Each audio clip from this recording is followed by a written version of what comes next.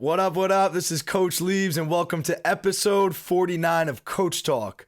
Unfortunately, not the happiest of episodes. Our season was ended this weekend. We lost to Bergen Catholic 35-17 at their place. The game was much closer than the final score indicates for most of the game. I think we played pretty well. We just didn't finish. We ended up losing, like I said, 35-17, but we were up 17-14 going into the fourth quarter. A couple really key mistakes by us kind of got us in a situation where it was such a close game. We could have been up by more and given us a chance to close the game out. And then Bergen Catholic just made some great plays in the second half, and we couldn't finish drives on offense. But we were up 10-0 with about 4 minutes left in the first half. And in hindsight, probably should have been a little bit more conservative, continued to establish a run game. We were running the ball pretty well at that point. But we kind of got into 2-minute mode, trying to push the ball down the field and score and make sure we had enough time. We ended up throwing an interception across the middle of the field with about a minute and a half left, and Bergen scores to end the half. So we end up going into halftime up 10-7 instead of up 10-0, and it's a completely different game, on both sides of the ball for us. If we're up 2 possessions going into the half, 10-0 lead, you really feel good about. I remember going into the locker room, it felt like we almost lost the game. Like everyone was just so down that we couldn't close out the half that way and go in with a more comfortable lead. So that was definitely a huge momentum swing for them, the fact that they scored right before the half. And then our defense played lights out the entire game. I thought they played really, really well, especially the first 3 quarters. And they forced a 3-and-out sometime in the second half, sometime in the third quarter. Bergen Catholic faked a punt on 4th and 7, which is a really ballsy call by them. I give them credit. They faked a punt and ended up scoring like a 75-yard touchdown. And that's what gave them, I think that's what gave them the lead. It was 14-10 at that point. That was the first lead of the game for them, was on that fake punt. And that was devastating. That was a huge momentum swing, took a lot of wind out of our sails. The sideline felt a little different. Then probably 2 drives later, defense played well. 2 or 3 drives later, we ran a reverse to one of our running backs. He went like 75 yards for a score. Play where one of our receivers did an unbelievable job blocking downfield to kind of spring that. So that was a great play. That got us back on top 17-14 late in the third quarter. And at that point, now the momentum's back on our side. Everyone's feeling good. We knew we needed to score at least one time to win the game.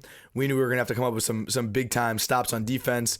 But they have a running back. They have this running back who's going to Nebraska. He ripped off a big run.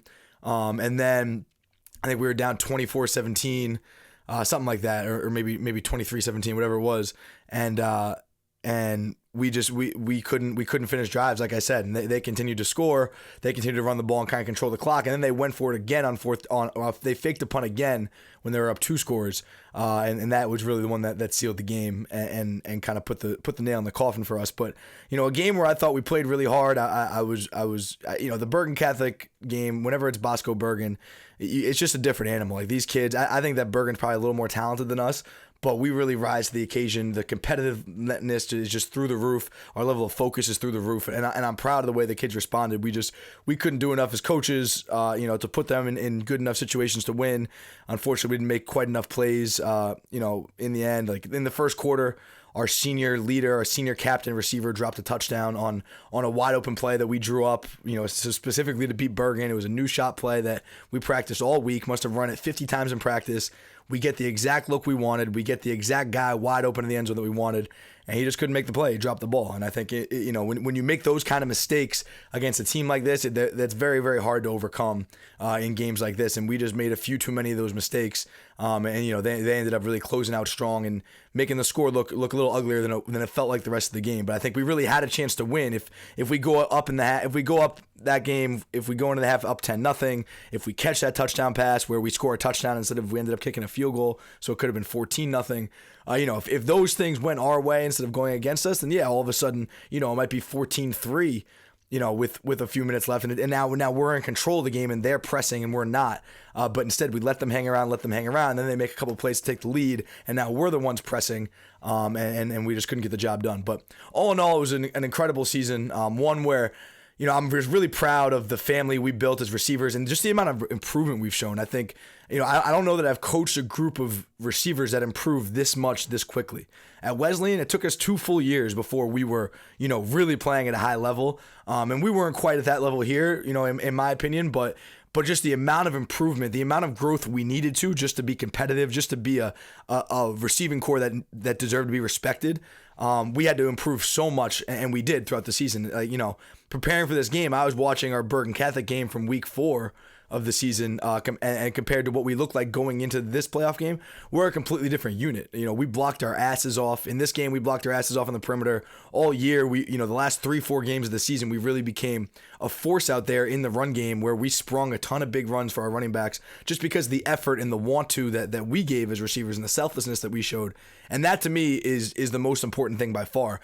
I could care less how many touchdowns we score, how many catches we have, how many yards we put up. Like, that's all secondary to me, to how you block as a receiver, because blocking can make all the difference in all these, an 8-yard run all of a sudden turns into a 60-yard touchdown run, etc. But it also just shows your commitment to the team. It shows how bought in you are to a culture of putting the team first and doing whatever it takes to win. When you got a bunch of receivers that are savages on the edge, blocking their asses off on the edge, you've built something pretty special. And that's kind of the way I've always defined my success as a coach, is how hard can I get these receivers to block. And admittedly, when I watched, the first time we played Bergen in week 4, we weren't blocking that hard. We weren't selling out the way we were. That if you watch, the playoff game against Del Barton, the last 2 games against DePaul Catholic and Paramus Catholic, and then this game against Bergen, we blocked our asses off a receiver. And I'm just really proud of the growth that we showed, and just really proud of how close we became as a unit, and the progress we made.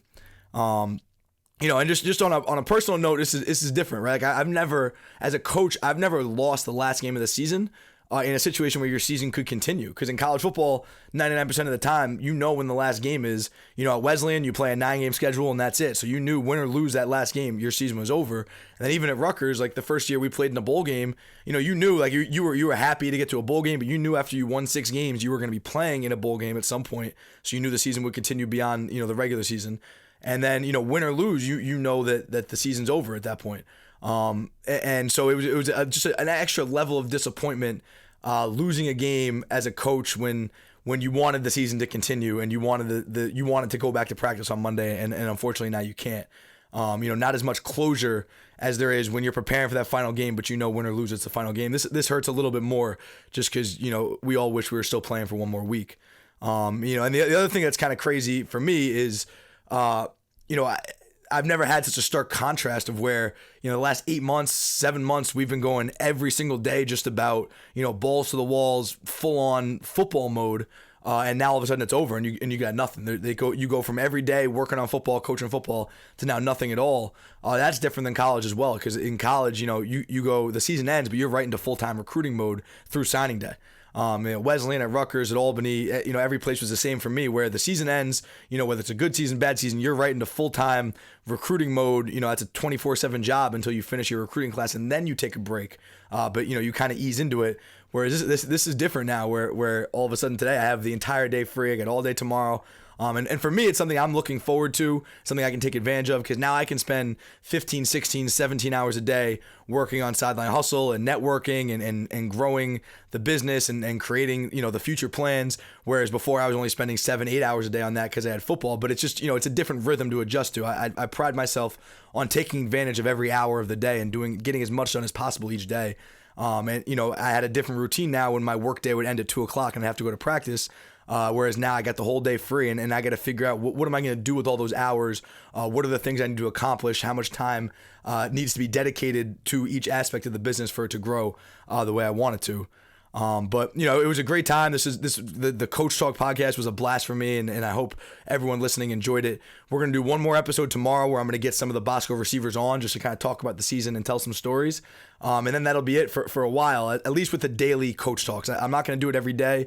I'll get on here probably once a week and update you guys on the business, on what I'm doing as far as training kids, and things like that. But the daily podcast will be it, and then we'll probably get back to some more weekly podcasts that expand on some topics and dive a little bit deeper. But that's all I got. Let me know what you guys want to hear in these off-season podcasts, and we'll get right to it as well. But that's all I got for episode 49 of Coach Talk. This is Coach Liebs, and I'll see you guys tomorrow. Peace.